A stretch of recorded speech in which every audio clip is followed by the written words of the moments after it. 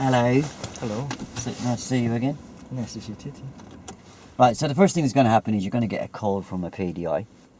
And obviously they're going to have loads of questions for you.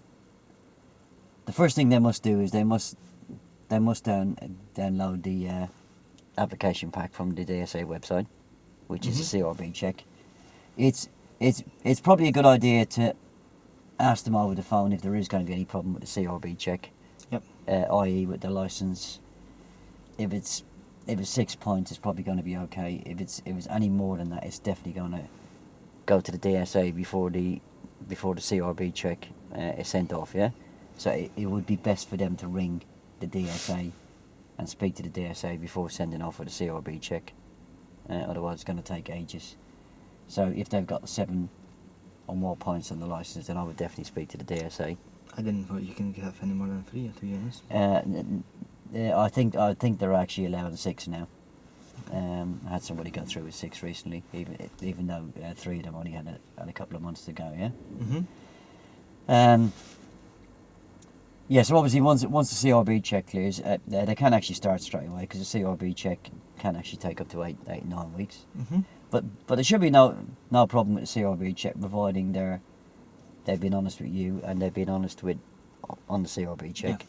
Yeah. And you must advise them that if they fail to declare anything on the CRB check, it's going to be no. Yeah. And it's going to have to go to appeal. Yeah, because you must tell the truth on the CRB check. So the CRB check is all sent off and it seems okay. Then obviously the first thing you want to do is you want to get them and meet them and have a little look at their driving, a look at their personality.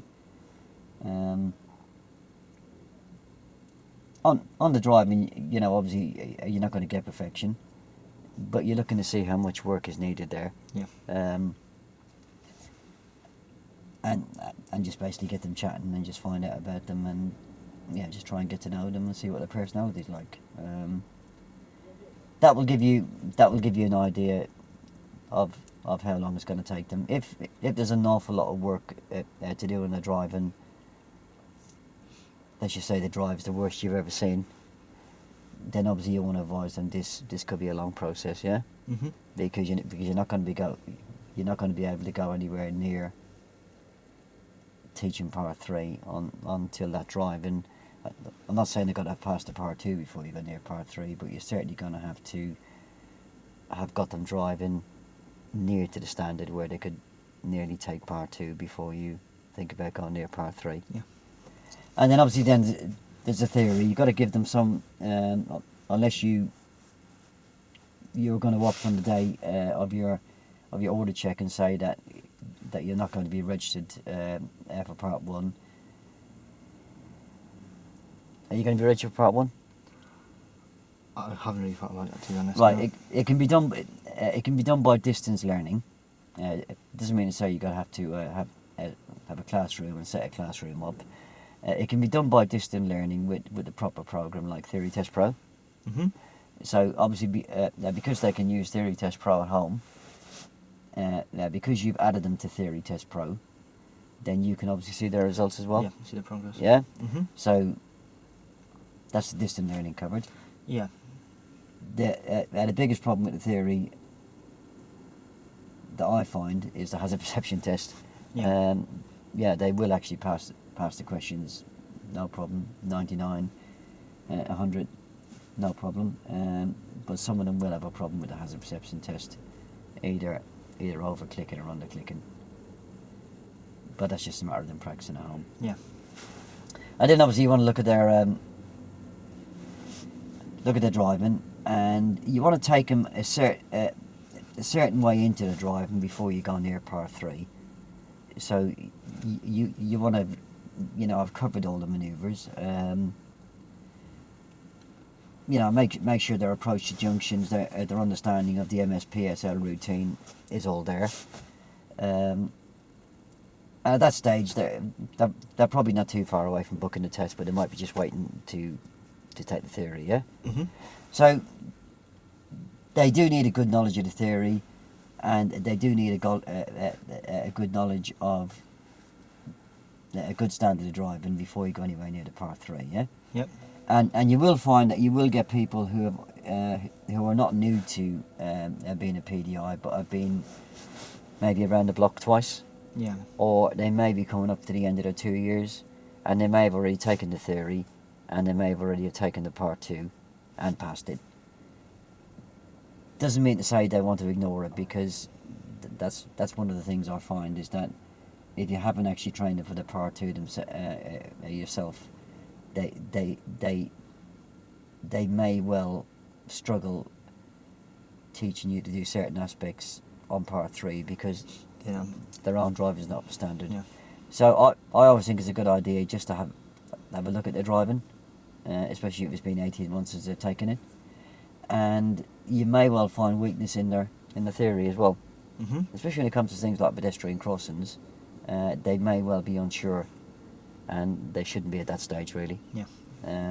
So I always think you should link the three of them together, because that's what the Part 1 and Part 2, that's the reason why it's laid out like that, Yeah. is so they can actually teach what they've done in the Part 2, and they should have the theory knowledge, to overcome anything about the zigzag lines or the meaning of the lights and so forth, yeah? So obviously the first time you introduce them to Part 3 would be what we call an overview or a demonstration. If you're going to use a subject on for your ORDIT check, then I wouldn't start it from an area like this. This is Luton Test Centre. I would take them somewhere quiet. So let's just say we're not picking a PST. We're just going to pick a subject that we could actually demonstrate a lot of things, control and education. Let's say we're going to pick emerging at phase 1. But we're not picking it as a PST, we're just picking it as a subject that we can get the PDI using control and education, yeah? Yep. So obviously you would have done a lesson or so with the pupil before on Controls and junctions. or just what, why, how. So just a bit on what, why, how. So from here to the practice area, I would just be encouraging them to use a what, why, how on let's say one area to begin with. So let's say it's going to be a signal area. Yep. So you need to make sure they're watching you. If they see the problem, they want to say it. Then they need to tell you why it's important. Yep. It could be the fact the signal's cancelled, or they've signalled too early or signalled too late. And then they need to tell you how you're gonna solve that problem, yeah? So the remedial action, yeah? Yep. So if you do a bit of that before you start approaching them actually controlling education on a subject like emerging, then they are actually getting used to actually seeing it, saying it, and sort it, yeah? Yep. So I wouldn't start from here. I would actually just get them to, while you're driving them to the area, that's a quiet area, is just tell them that you're going to put one fault in, and the fault's going to be a signal fault, yeah? So I'm going to put one fault in, it's going to be a signal fault, yeah? Yep. And then just get them used to actually seeing it, saying it, and sort it, yeah? Yep. Yeah, so something else you want to get them used to is, just set yourself up as normal, yeah? So obviously they just have a look at you, keep an eye on you. And ask them to watch you. Yeah. Sure. Yep. Yeah, the only thing with the mirrors is that just to make sure that you're sitting in your normal seating position, you're not leaning, Yep. yeah? And then just ask them what they can see in the mirrors. I can see the top and bottom of the back window, and I can see my head was straight, and I can see the edge of yours, yeah? And what can you see out of the door mirrors? I can see the door handles, and I can see right down the road here behind me. And that one there, I can see the door handles and right down the road behind me, yeah? I've just explained to them that answer is going to be right, even though you may give an answer, a different answer at each time they ask it, yeah? Yep. So providing you haven't moved around, the answer is going to be correct. Yeah. Yeah. If they haven't noticed you moving around, then they should notice it on the move, because if you've actually Need to move or. yeah, if you've set it up wrong to begin with, then to role play it properly, you're gonna have to move your head to that mirror to check it. Yeah. Or if it's that mirror, you're gonna have to move your head. So they should spot it, and obviously they would need to get you to pull over and readjust that, Yep. especially if the subject it was something like emergency stop and use of mirrors, yeah. Mhm. And that would be where the examiner would probably do a bit of leaning, yeah. But they should get used to spotting that. Right, so we're going to make our way down to the end, and we're going to turn left, and the only fault I'm going to commit is a signal fault, yeah. Yep. So what I want you to do is just come at me like you would do a PDR, and tell me what the fault is, or tell me to correct the fault or whatever, yeah, and then we'll take it from there. So we're going to make our way down to the end, and we're going to turn left.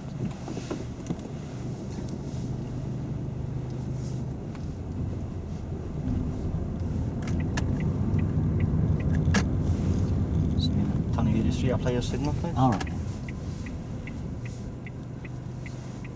So they just go like a part 1 stage, tell you why you shouldn't signal again, and Yeah. So you got me to put the signal back on. That's the what, yeah. yep. In that stage, would you tell why, or would you ask why do you need to reapply? I would ask. Yep. At this level, you're probably going to get the wrong answer. So why is it important to put the signal back on? Yes. Why is it important to put the signal back on? Well, I did signal on approach, didn't I? So everybody knew where I was going. Okay. So the I'm next gonna question turn would be, I'm going to turn right. Yeah, but the signal cancels, so it's not going to be there anymore. Yeah, but the people coming up behind me and coming towards me would have already seen the indicators flash a few times, wouldn't they? What about the people in the new road, the pedestrians in the new road? Ah, pedestrians. Oh yeah, of course they wouldn't know I was crossing, would they? Yeah. Or turning. So they may cross in front of me, yeah? So they might cross in front of you, Yeah. yeah. And how's that going to affect? How's that going to affect them if they Well, do see? well, if they don't know which way I'm going, they might be going eeny, meeny, miny, mo. Yeah. I might go to exactly. the right, and they might cross to the right. Yeah. And we're going to turn left. And we're going to turn left. So the next bit's going to be the how. Okay.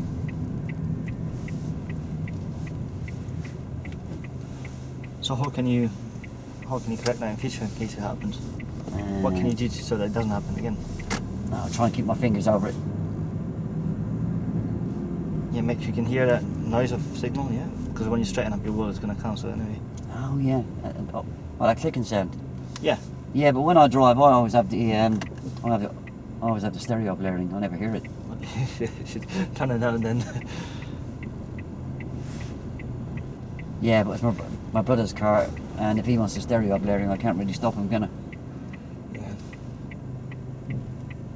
Yeah. So there is another way of me telling if the indicator's cancelled or not, isn't there?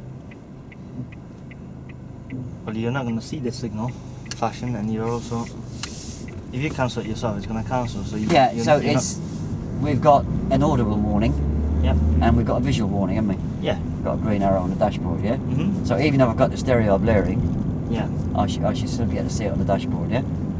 Yeah. But you're not really going to be watching the bus dashboard. You're going to be watching what's ahead there.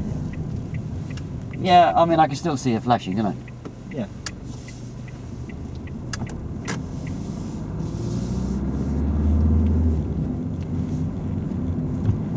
So the next fault I'm going to put in is a mirror fault, yeah.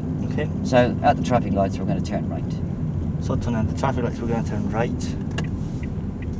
Okay, so Tony, so what mirrors should you check now? Oh, interior one and right one. So, is there any reason why we haven't checked that this time? Did I forget? Yeah. What are you looking for in those mirrors when you check now? I'll look at the distance and speed. I want anybody overtaking me, innit? So is that a problem if there's someone overtaking you? Oh yeah, I'd have to let them go, wouldn't I? Because otherwise they'd be racing down the road alongside me, wouldn't they? Yeah, so if you don't check your mirror, you're not going to see them. Yeah. Yeah, so you can actually hit them as you turn in right if they are overtaking you, yeah? Yeah, so on the next one now, where would you go with that? So on the next one, I will tell you when to check Oh, the right, mirrors. yeah.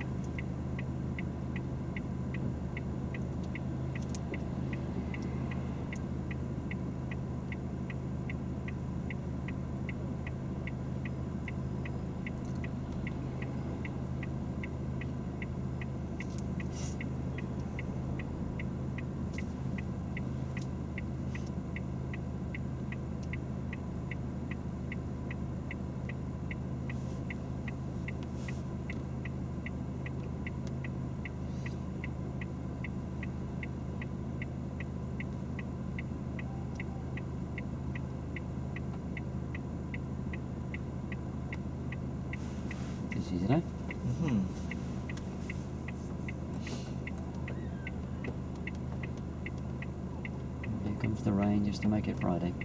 Yeah.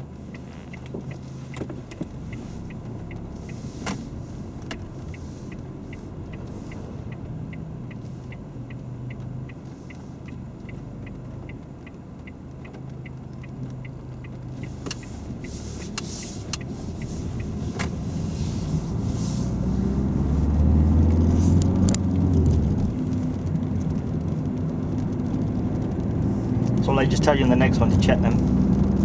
Yeah. Yeah. So what you want to encourage the PDI to do is watch it. Yeah. Yep. And you should have an idea how difficult that is yourself, especially now that you've been out teaching. Yeah. Teaching learners for the last 12 or so months, yeah? Mhm. Yeah. Don't watch them. They're not more simple to do. No.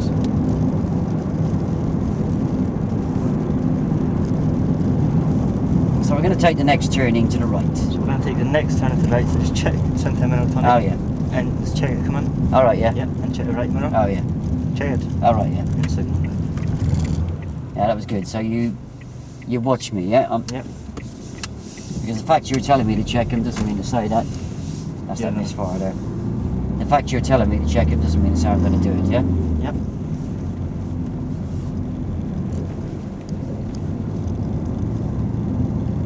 So that's the way you want to start them off with Yeah. instruction, yeah? Yep. Just one fault at a time. Mhm. Then just get them to go through the whole process of obviously spotting the fault first, because obviously if they don't spot it, they ain't going to deal with it. Yep. The why and the how, yeah?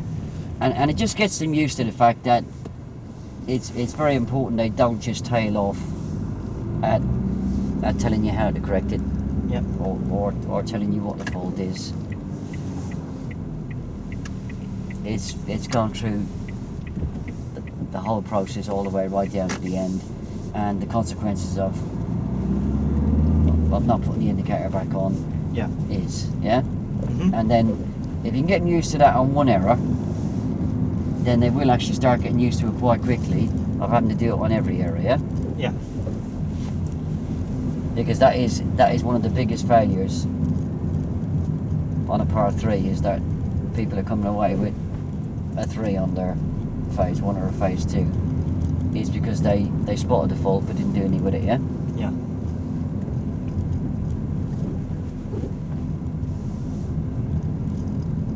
Oh, got it.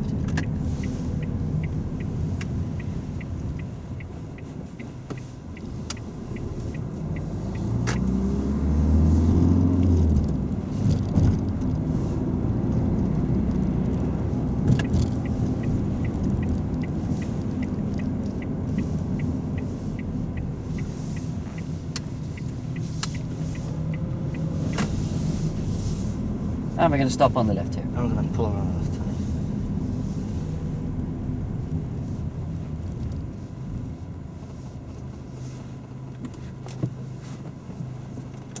Right, so you're now in an area that would be suitable now to carry out this demonstration, and as it's the first time they've ever done it,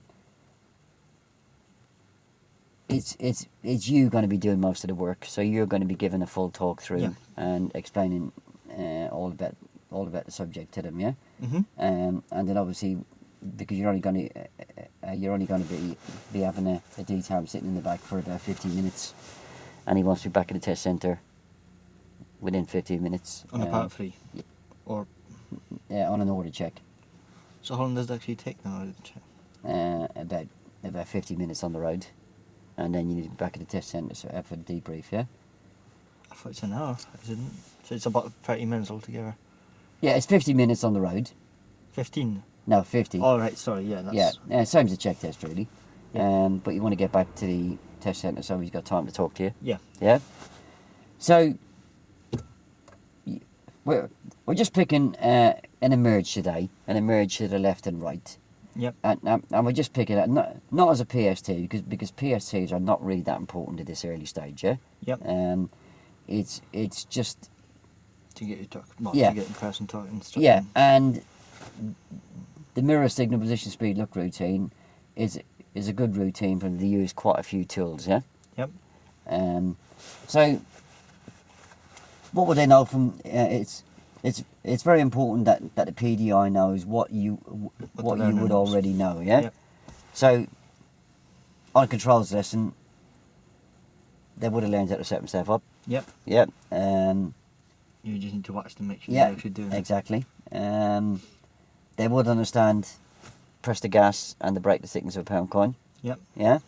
They would understand bring the clutch up a centimetre. Mhm. On the second lesson, I think is moving up and stopping. I think is probably the most important lesson. They would understand at the end of that what the POM routine is. Yep. So doesn't matter what the subject you're teaching, you wouldn't have to explain the POM routine. Mhm. If you did, you'd be over instructing, yeah. Yep. They would have a reasonably good understanding of the mirror, signal, position, speed, look routine. I wouldn't say that they'd know it exactly because they've only used it to pull back in, yeah. Yeah. They want to do it. They would know the physical skill of covering the brake, but The timing would be a problem, yeah, so you need to tell them. yeah. So the mental skill is going to be where the error is going to be. Yep. So if you say to me now, I'd like you to drive down to that and merge down there. We're And going to stop turn there, left, yeah. and I want you to cover the brake and stop. Which is you're not going to do, obviously, yeah? Well, I would, but I could actually cover the brake too early Yep. or way too late. Yeah. And stop. Obviously, there. if I cover it too early, I'm going to stop short. Yeah. And if I cover it way too late, then it's going to be a bit of an abrupt stop, or it's going to be a stop over the white line. Yeah. Mhm. And obviously, covering the brake wouldn't actually stop the car anyway. Yeah. Yep. So it's going to be press the brake the thickness of a pound coin, not the thickness of a pound coin. I want to bring the speed down to walking pace. Yeah. So if when we get to that first emerge, then they can control you on that first emerge. Obviously, they've got to keep an eye on the two mirrors here, Yep. and to make sure there's nobody coming up behind. They can hold you there as long as they like to educate you, providing you don't interfere with any of the road users. Yeah. Yeah. So obviously the first thing we want to do is you want to pick up the reference point. Stopping. Yeah. Mhm. So we don't stop too short and we don't stop too far back. Yeah. So I'll actually get you into that position, and we will then discuss the reference points. Yeah. Yep. So there's very little for you to do. I'll do most of the work. Okay. So we're going to make our way down to the emerge, and we're going to turn left at the emerge. Okay. So we're looking at using this mirror signal position speed look routine. In that routine, we're going to need to indicate about 7 car lengths away. Yep. So to do that, we're going to have to start talking about the routine about 10 or 12 car Yeah. lengths away. Mhm. Yeah?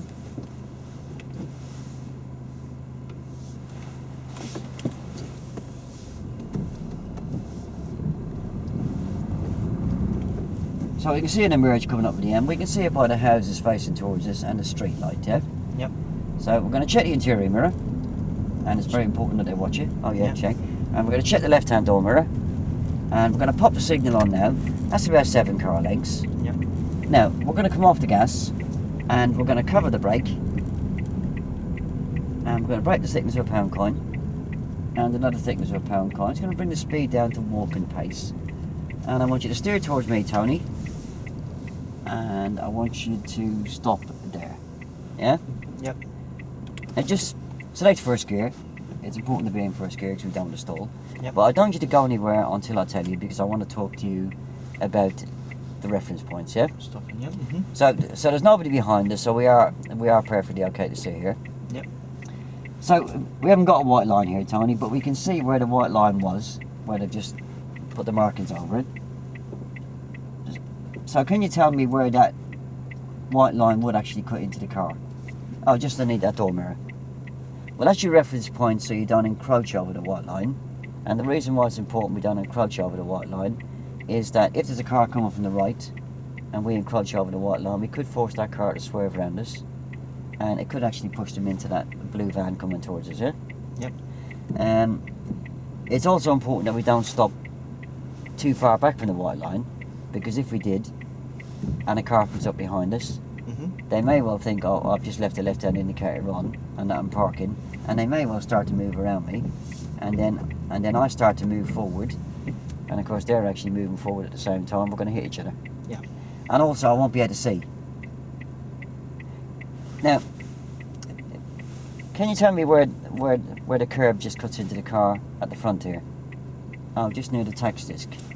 Well, that's your reference point for when you turn the corner, that you don't put the wheels over the curb. And it's important we don't put the wheels over the curb, because there could be a pedestrian standing there and we could run over their feet at the least, yeah? Yep. And we're also going to damage the tyres, yeah? Now, we're going to look to the right. There's still nobody behind us, so we can actually take this a little bit further. So we're going to look to the right. Is there anybody coming? No. Now, if there was somebody coming, we need some way of judging how we can get from here down the road without forcing our car to slow, stop, swerve or swear, yeah? So if you've got a car coming from the right, what we do is we say to ourselves, could I walk from here to the other side of the road and back again? Mm-hmm. If I can, I can drive it. Yep. Yeah? And it's very important to remember that car is probably going to be doing at least 30 mile an hour, so I must be able to get out of here and get speed up, so I don't force that car to even lift off its gas, yeah? Mm-hmm. So the way we do that is if I can walk from this side of the road to the other and back again, then I should be able to drive it and get some speed up. Yep. So we look to the right. Is anybody coming? No. So just prepare yourself to go as normal, but don't go until I say so. Right, we've got somebody coming to the right now. Just look ahead for pedestrians, because we have got an entrance there. And look to the left. Is it clear? Yeah. Well, it's not exactly clear here, because there is a bit more detail we could actually give on this road, isn't there? Yep, there's parked cars. Yeah, there's parked cars, so therefore there is the possibility of me actually coming out and immediately having to back off straight away, because of the fact that if we had another car coming. Yeah. So if we did have another car coming, it'd wait probably be here. best just to wait here, wouldn't it? Mm-hmm. Yeah? So look to the right, look ahead, look to the left, and look right again. And make sure you're looking in the direction that you're steering. Now steer to me. And then straighten up. And just check your interior mirror, just to check, has anybody followed us? No. Check your right hand door mirror to see if anybody's overtaken us. If they did, if they were, we let them go, because otherwise we could actually force them into an oncoming car. So we're going to turn left here. So I'll handle this one myself, because you wouldn't have time to talk too much about it.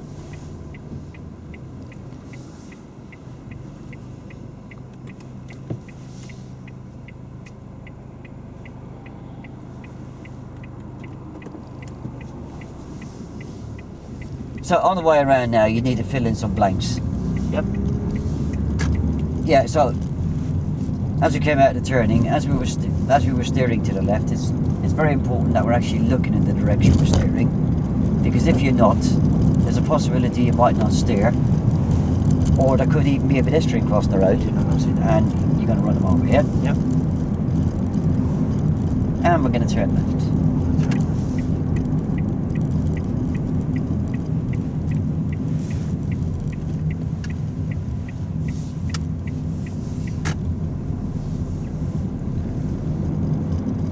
And we're going to turn left again. We're going to turn left again.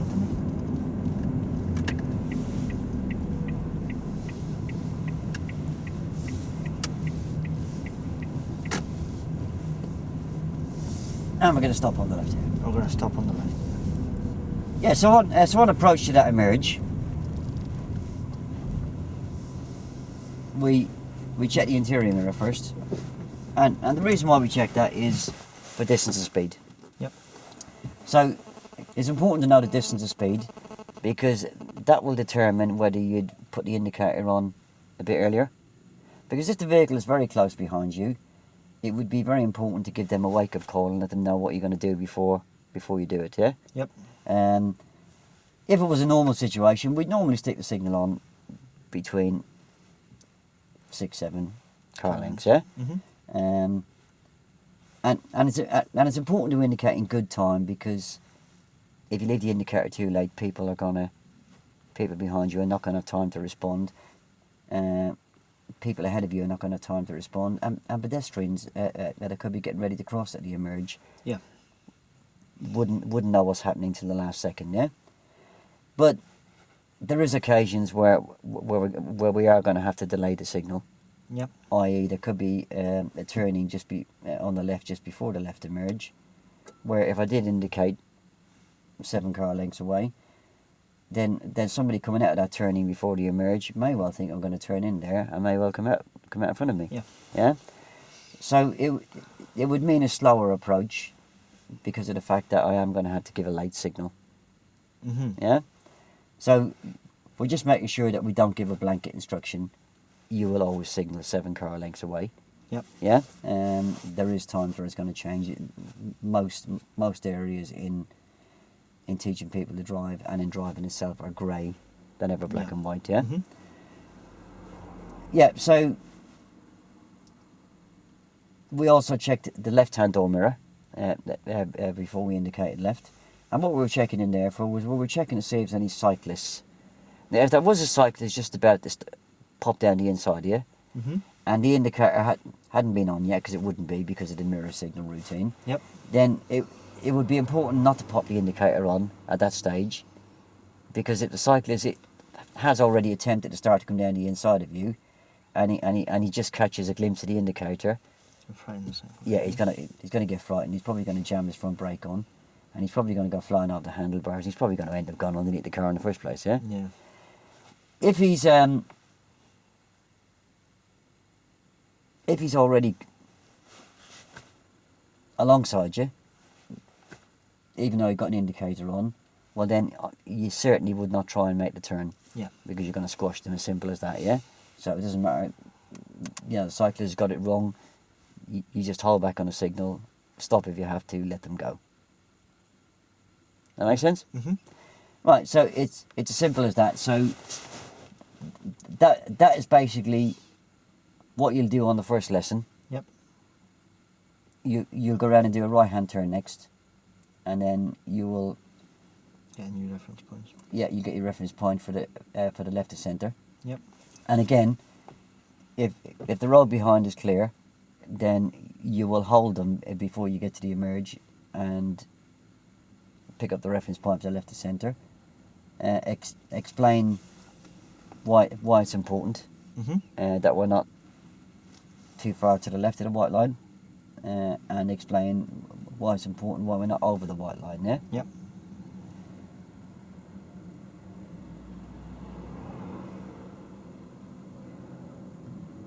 Oh, he's coming in. So would you like to have a go at it? Yep. Yeah. So it's just basically. I'll turn that off now.